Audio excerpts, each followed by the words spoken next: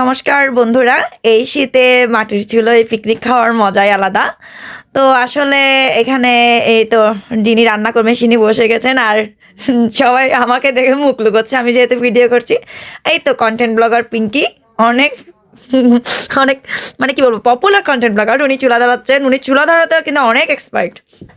তো এখানে আমার বোনও রান্নার জন্য প্রিপারেশন নিচ্ছে, ডিম আলুর তরকারি হবে আর ভুনা খিচুড়ি হয়েছিল, ওটা আমি পরে দেখিয়ে দেবো। তো ওরা জোর কদমে লেগে গেছে রান্না বান্নার জন্য, আলু ভাজছে, সব কিছুই রেডি করছে আর আমি ভিডিও করছি ফাঁকে ফাঁকে। এখানে আবার অন্য একটা চুলায়ও রান্না চলছিল। এখানে এখানে একটা শ্রেয়া নাড়া ছিল।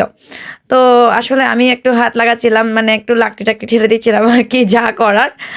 অত বেশি পারছি না। এখানে নাচও চলছিল, ওরা মানে গান ছেড়ে নাচছিল আর কি, মেয়েরা, আমাদের বাড়ির নাচনেওয়ালিগুলো। বাচ্চারাও কম যায় না, ওরাও নাচছিল। এই তো তরকারি অলমোস্ট ডান হয়ে যাবে, এখন একদম ফুটে উঠেছে গরম গরম।